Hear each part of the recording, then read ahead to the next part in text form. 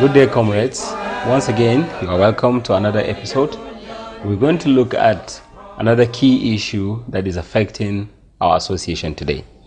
The topic we're going to look at is delays in budget as it affects some of the activities we do in the upstream sector of the oil and gas. Now, depending on the kind of partnership, whether it is a production sharing contract, whether it is a joint venture agreement, whether it is a service contract, the budget cycle has to pass through certain stages. So the first stage in any budget cycle is preparation of the work program. Now the work program is going to be done by the IOCs in line with the agreements. That work program will be used to develop budgets, and the budgets will now be submitted for NAPIMS review. NAPIMS will look at the items, review, and make recommendation to top management of NNPC, which is the GMD through the GED of upstream. Now, having reviewed that, and if they get the approval from the top management of NNPC, the document will now be sent back to NAPIMS. And NAPIMS will now communicate to either the JV partner or the PSC company or the service contract company to tell them that these are the items that are approved.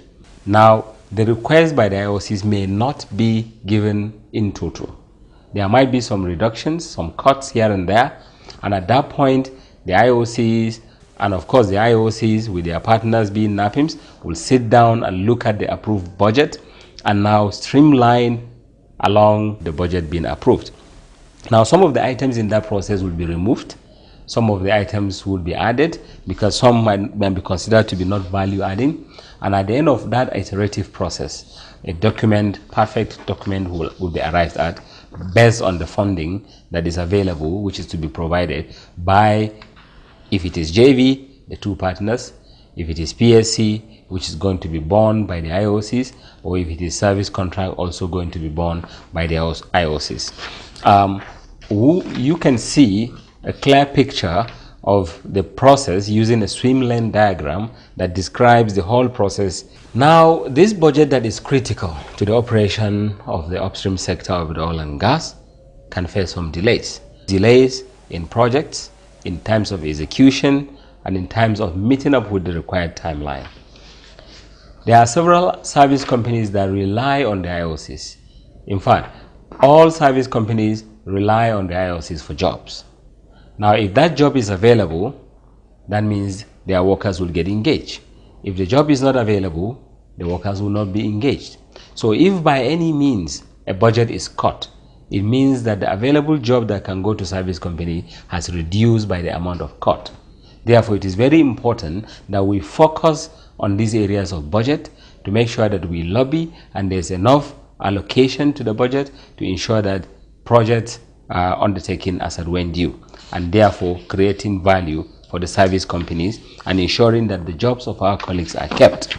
Now, some of the reasons why we have delays, of course, is due to lateness in submission of the budget itself. Sometimes due to lack of competence from the side of those that are preparing the budget or from the side of those that are reviewing the budget.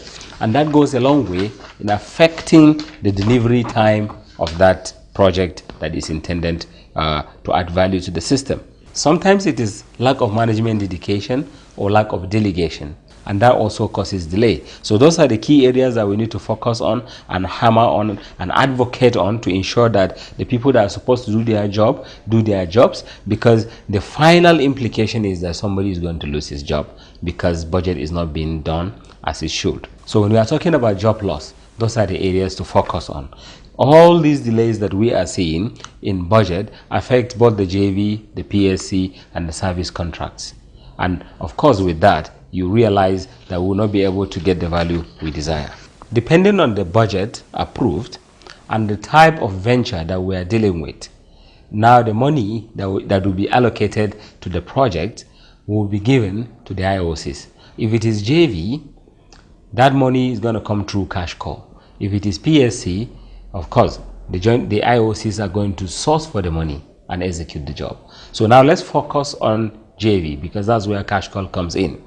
Now, government has stake in about 6 major oil companies that are operating in Nigeria, and the equity that government holds is about 60%.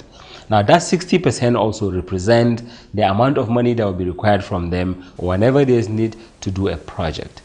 Now the 60% is going to come in terms of cash call, where the operating company, which is the IOCs, will call for the money on monthly basis. Now a budget is approved, next the funding has to be there. Now the funding over the years has not been coming as at when due, and that results into accumulation of so many arrears for several years that have not been paid. Now government have consistently over the past few years, government have been in the practice of cutting the budget to a maximum of $5 billion, and that $5 billion is not enough to execute the job that is required to, therefore creating a lot of shortfalls. And because this thing continues over some time, it has created a lot of arrears that, as of yesterday, we are dealing with it seriously, to the extent that the unions even went on strike to put pressure on government to provide the funds.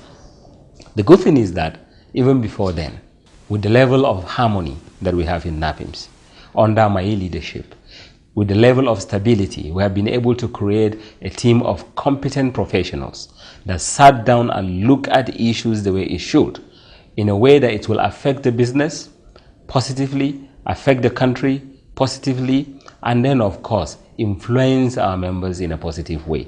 That is how unionism should be. Any union that doesn't care about the business is not a union that should be given attention.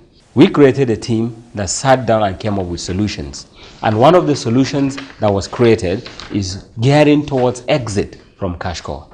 How did they do it? They do it by tasking all those IOCs companies that have a lot of arrears residing within the NNPC. First of all, by mandating them to rejuvenate their fields, to create additional volumes of crude to be able to settle that debt, with the condition that there won't be any tax, there are not going to be royalties on those additional volumes, and that the volume are going to be strictly for the sake of settling the cash call arrears.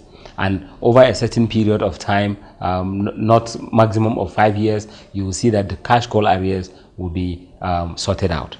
Additionally, a recommendation was made by the same team that going forward, federal government of Nigeria should not be taking all the funds to the federal account. Instead, allow the operations to be able to sustain itself, and then whatever remains is going to go to the pool where the revenue will be available to the FAC committee to share. Only that can guarantee that reserves that are depleted are replaced. Only that can guarantee that projects that are intended are executed on time. Only that can guarantee that our members will not lose their jobs. And good enough, that has been granted. With the passage of PIGB, and of course with the allocation of 40% to Ministry of Petroleum Incorporated of the equity that government holds, that gives the Ministry of Petroleum the opportunity, the flexibility to finance operations in the oil and gas, and it will take care of the issue of cash call. Now, several factors, of course, are responsible for that, and of course, even now, even with the exit, all the document for cash call has to come through the normal process, and of course, items will be accepted and rejected on their merits. It doesn't take away the due process from being done. So if care is not taken, the reasons why all these delays are caused is going to be there. Issues such as rejection, such as pending governance meetings, such as getting approvals from the board of NNPC on time. If all these things are not sorted, then of course the issues of cash call will still be there. The money might be there, but because there's no authorization to pay, the money will still be hanging somewhere. One thing that is important that nobody is talking about yet is that, okay, what happens to the additional volume after we must have settled the cash call? Because yes, we say the cash call area is going to be settled within 2 years, 5 years, and any company that settles will still have that incremental volume that has been created. Of course, in the new agreement, no mention was made of that.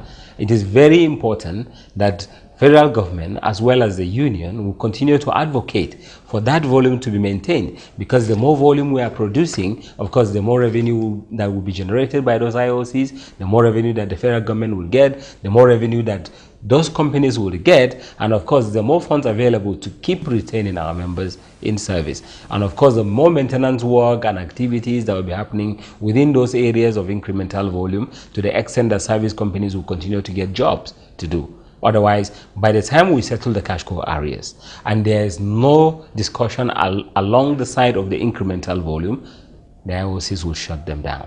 And when they shut them down, that revenue, that incremental revenue that's supposed to come, we won't be getting it. So attention must be given to those areas to ensure that we get some value out of that.